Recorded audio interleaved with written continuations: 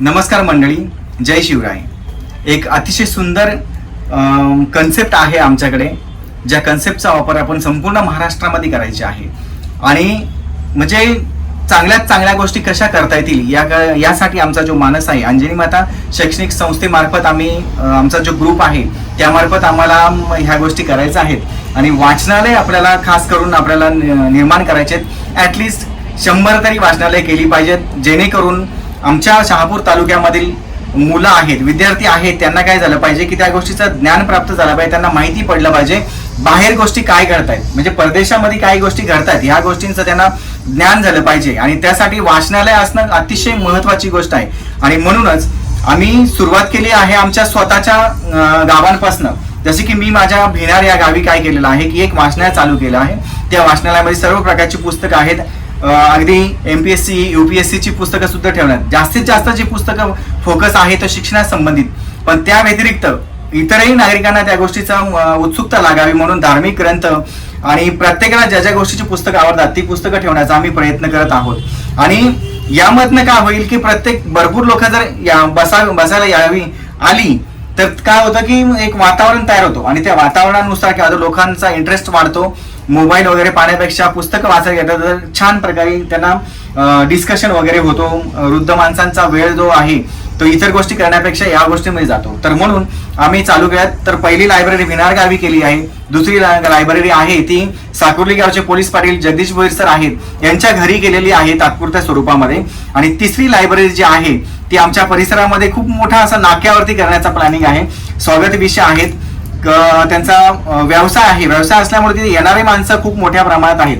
ते जर नाक्यावरती जर आपली जर लायब्ररी असेल तर निश्चितच लोकांमध्ये जो वातावरण तयार करण्याचा जो आमचा उद्देश आहे तो कुठेतरी यशस्वी होईल म्हणून. आणि खास करून त्यांच्या वडिलांच्या नावाने लायब्ररी चालू करायची आहे अंजनी माता शैक्षणिक संस्थेमार्फत, त्यांच्या वडिलांच्या नावे, जेणेकरून काय होईल की प्रत्येकाला असं वाटेल की आपण आपल्या घरी काहीतरी केलंय. ज्याला ज्या प्रकारे वाटतंय त्या प्रकारे तिथे लायब्ररी वगैरे म्हणजे सराउंडिंग तयार करण्याचा आपला प्रयत्न आहे. तर यासाठी करत असताना मी एक कन्सेप्ट राबवण्याचा प्रयत्न केला की अशा प्रकारचे जे बॉक्सेस आहेत, आपण काय करतो की मंदिरांमध्ये पाहत असतो आपण किंवा वेगवेगळ्या ठिकाणी आपण पाहत असतो की दानपेट्या ठेवतात लोक आणि दानपेट्या मंदिरांमध्ये सुद्धा असतात. मंदिरांमध्ये असल्यामुळे मंदिरं ही खूप मोठ्या प्रमाणात चालतात. तर त्यावरून मला कन्सेप्ट सुचली की आपल्याला म्हणजे संपूर्ण ग्रुपमध्ये डिस्कशन झालं की ही कन्सेप्ट खूप मोठ्या प्रमाणात लागू शकते आपल्या. तर म्हणून हे ज्या पेट्या आहेत ती प्रत्येक लायब्ररीमध्ये ठेवायचं. प्रत्येक लोकांमध्ये जी क्षमता आहे ना ती सगळ्या जणांना वाटतं की थोडाफार दान चांगल्या कामासाठी गेला पाहिजे. जशा प्रकारे मंदिरात गेल्यावरती प्रत्येकाला वाटतं दान तिथे चांगल्या कामासाठी जातोय, त्याच प्रकारे वाचनालयासाठी जर दान व्हायला लागला तर वाचनालय वाढतील आणि सुशिक्षितपणा जो आहे तो मोठ्या प्रमाणात निर्माण होईल. आणि हे वाचनालय दानपेटी आपण प्रत्येकाने ज्याच्या त्याच्या घरी ठेवली किंवा ज्याच्या त्या ठिकाणी ठेवली आणि त्यांनी प्रत्येकाच्या गावात जरी स्वतंत्र वाचनालय चालू करण्याचा प्रयत्न केला तर नक्की टिकेल ते, कारण काय आर्थिक गोष्टी त्याला मदत होईल असं मला वाटतंय. निश्चितच नक्कीच सलाम आहे तुमच्या विचारांना. खरं तर 3 वर्षापूर्वी या सगळ्याची सुरुवात झाली आणि आमचे मित्र हरेशजी कुलकर्णी यांच्या मुलीच्या वाढदिवसानिमित्त म्हणजे राजनंदिनीच्या पहिल्या वाढदिवसानिमित्त त्यांनी गावी एक छोटं वाचनालय तयार केलं, मोफत वाचनालय तयार केलं. कन्सेप्ट अतिशय वेगळी होती. कदाचित याची प्रेरणा आम्हाला कुठून तरी वेगळ्या ठिकाणी आली होती. म्हणजे जिजाऊ शैक्षणिक संस्थेनं विविध ठिकाणी म्हणजे शहापूर तालुक्यामध्ये 27 लायब्ररी आहेत त्यांच्या मोफत वाचनालय. त्यानंतर आमचे एक मित्र आहेत संजय कगे म्हणून, त्यांनी त्यांच्या मुलीच्या वाढदिवसानिमित्त त्यांच्या खरीड गावी सुद्धा एक मोफत वाचनालय सुरू केलं. याचेच कन्सेप्ट घेऊन पाटलांनी त्यांच्या घरी त्यांच्या मुलीच्या वाढदिवसानिमित्त, आणि तर आमचे जीवलग मित्र आहेत जगदीशजी भोईर सर यांनी यांच्या मुलाच्या वाढदिवसानिमित्त मागच्या वर्षी त्यांच्या इथे वाचनालय सुरू केलं. मग आता आम्ही आमच्या वाढदिवसानिमित्त नेहमी सामाजिक काम काहीतरी करत असतो, तर आम्ही म्हटलं ह्या वेळेस चला आपण आपल्या वाढदिवसानिमित्त आपल्या इथे एक मोफत वाचनालय सुरू करूया. चांग्याचा पाडा या ठिकाणी आम्ही एक माझ्या वाढदिवसानिमित्त अंजनी माता शैक्षणिक सामाजिक संस्था संचालित आदरणीय श्री सुरेशजी धाऊ विषय यांच्या नावाने मोफत वाचनालय सुरू करत आहोत.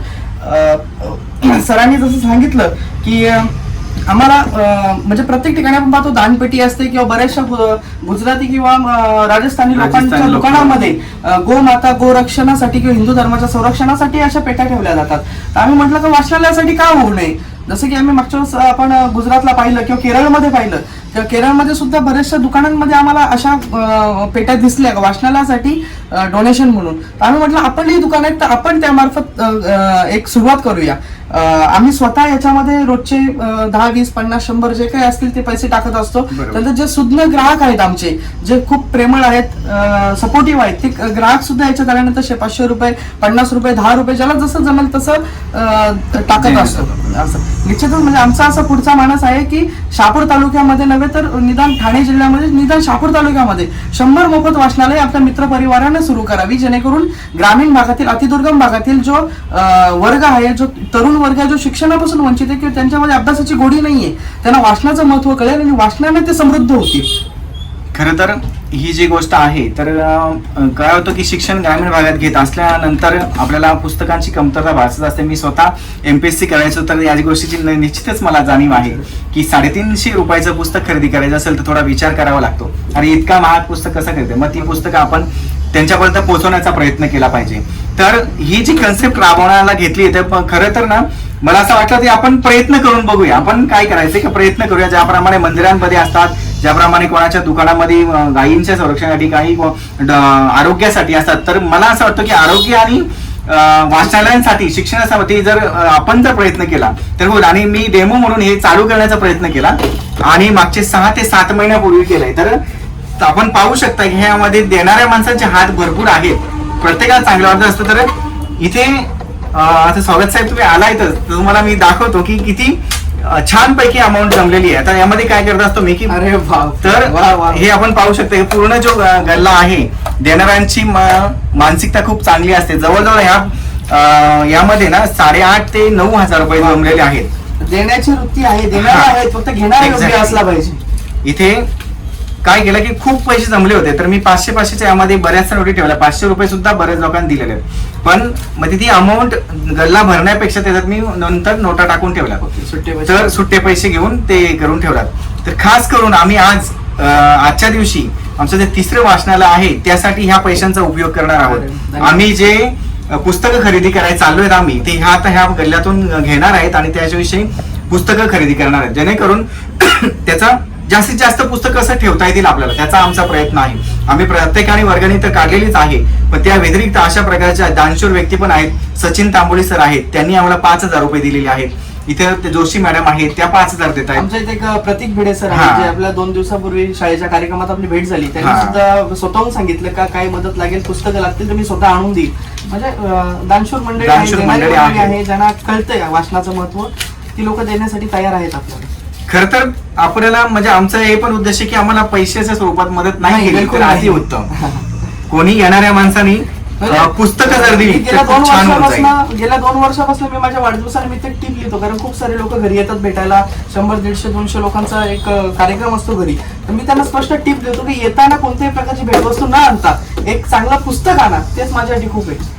तर अजून एक गोष्ट महत्वाची बोलायची की ही जी गोष्ट आहे ती आपल्या संपूर्ण महाराष्ट्रामध्ये अशा प्रकारच्या गोष्टी झाल्या पाहिजेत. मी खूप ठिकाणी अनुभवलंय. खरं तर मला या गोष्टीचा त्रास होतो की आपली माणसं लाजतात ह्या गोष्टी ठेवायला, काही करायला. त्यांना असं वाटतं की अरे हे उगाच का ठेवलंय, म्हणून डेमो म्हणून हे गोष्टी केल्या. ही गोष्ट जर आपण आपल्या सर्वांचे लाडके म्हणजे प्रत्येकाला असं वाटत असतो की राज ठाकरे साहेबांपर्यंत जर पोहोचली, ही त्यांना जर वाटलं की त्यांनी जर असे मुद्दे विचारात घेतले तर निश्चितच आपल्या महाराष्ट्रामध्ये प्रत्येक ठिकाणी अशा प्रकारचे वाचनालय चालू होतील. अशा प्रकारचे जे बॉक्सेस आहेत हे ठेवले पाहिजेत. खरं तर ज्या ठिकाणी आर्थिक गोष्टीची रेलचेल होत असते, आर्थिक गोष्टी येते, तिथे कमतरता भासत नाही. मग विद्या वाटण्यासाठी आपण का आर्थिक गोष्टीचा वापर करू शकत नाही, मला असं वाटतं. तर ही गोष्ट मला असं वाटतं की जर कोणाला वाटलं तर नक्की हा व्हिडिओ शेअर करा, जेणेकरून तो व्हिडिओ राजसाहेबांच्या पर्यंत गेला पाहिजे.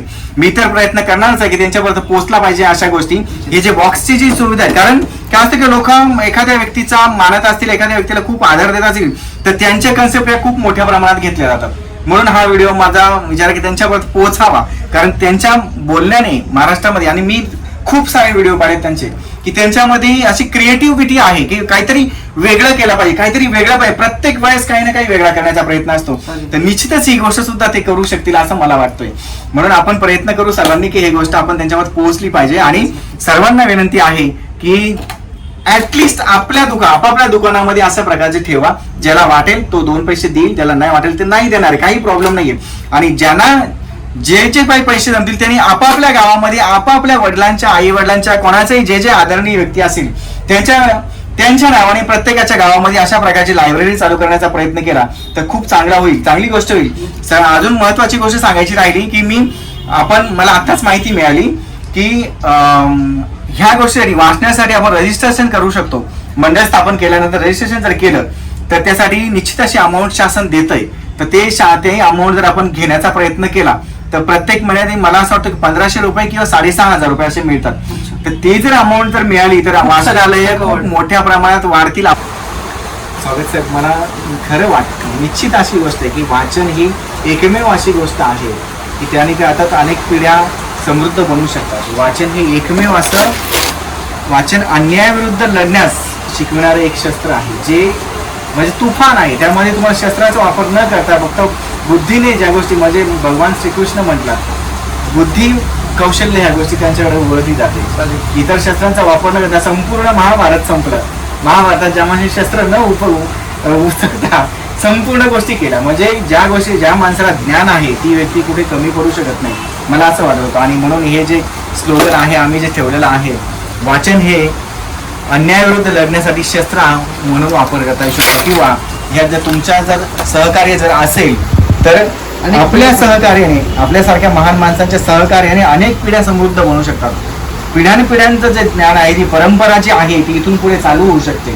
ही जी परंपरा आहे ती चालू होऊ शकते. म्हणून आपण यासाठी प्रयत्न केले पाहिजेत. आपण ज्याप्रमाणे आपण असंख्य पिढ्यांपासून मंदिरं देवांसाठी केलेल्या गोष्टी असतात, असंख्य पिढ्यांसाठी आजारी माणसांसाठी वगैरे काहीतरी मदत करण्याची जी आपली भावना आहे ती असते, ती भावना इथं झाली पाहिजे. म्हणजे आपण माणूस आहोत ह्या गोष्टीची आपण चिल्लर होती बॅगमध्ये स्वागत साहेबांच्याकडून वाचण्यासाठी दानर असेल एक सुरुवात चांगल्या प्रकारची सुरुवात केली पाहिजे. आल्यानंतर आपण काहीतरी केलं पाहिजे. आमचे मित्र अशरफ शेख हे सुद्धा आले होते मेडिसिन घेण्यासाठी, तर त्यांनी खूप प्रयत्न केला या गोष्टीसाठी. तर खूप छान वाटलं.